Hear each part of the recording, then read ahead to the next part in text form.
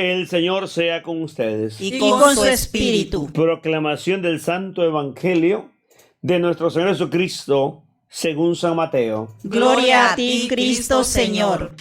En el capítulo 21, del versículo 23 al 32. Jesús había entrado al templo y estaba enseñando cuando los sumos sacerdotes y las autoridades judías fueron a su encuentro para preguntarle: ¿con qué derecho haces todas estas cosas? ¿Quién te lo ha encargado? Jesús les contestó: yo también les voy a hacer a ustedes una pregunta. Si me la contestan, yo también les diré con qué autoridad hago todo esto. Háblenme del bautismo que Juan daba. Este asunto, ¿de dónde venía? ¿De Dios o de los hombres? Ellos reflexionaron: si decimos que este asunto venía de Dios, Él nos replicará: pues, ¿por qué no le creyeron? Y si decimos que era cosa de hombres, cuidado con el pueblo, pues todos consideran a Juan como un profeta. Entonces contestaron a Jesús: no lo sabemos. Y Jesús les replicó: pues yo tampoco les diré con qué autoridad hago estas cosas. Jesús agregó: pero díganme su parecer. Un hombre tenía 2 hijos.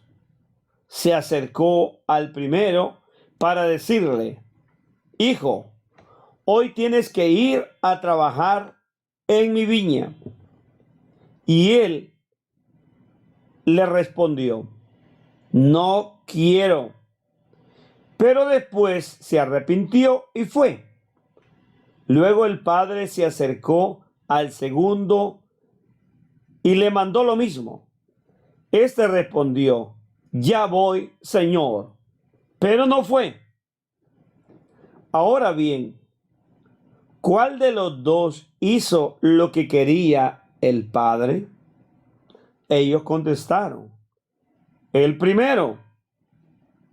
Entonces Jesús les dijo: en verdad se lo digo, en el camino al reino de los cielos, los publicanos y las prostitutas andan mejor que ustedes. Porque Juan vino a abrirles el camino derecho y ustedes no le creyeron, mientras que los publicanos y las prostitutas le creyeron. Ustedes fueron testigos, pero ni con esto se arrepintieron y le creyeron. El Evangelio del Señor. Te alabamos, Cristo Señor. Muy interesante la manera en que Jesús va a contestar a este grupo de fariseos. Ellos siguen con el dilema, la situación que les ha tocado su ego, su interés, su bolsillo. Es bien difícil cuando la gente no es humilde y no quiere cambiar. No acepta su equivocación y se vuelve tan cerrada, tan ciega. Jesús es cuestionado por ellos. Oye, ¿quién te dio a ti semejante autoridad? ¿Cómo pudiste hacer eso de llegar al templo e imponerte y votar eso? Ese es el problema de ellos. Les ha tocado los intereses. Como decía Monseñor Romero, se tocó el cable de alto poder. Cuando se toca ese cable o se toca esos intereses en la bolsa de valores en Nueva York, o en Tokio, o Inglaterra, o en otros lugares donde se mueven grandes capitales,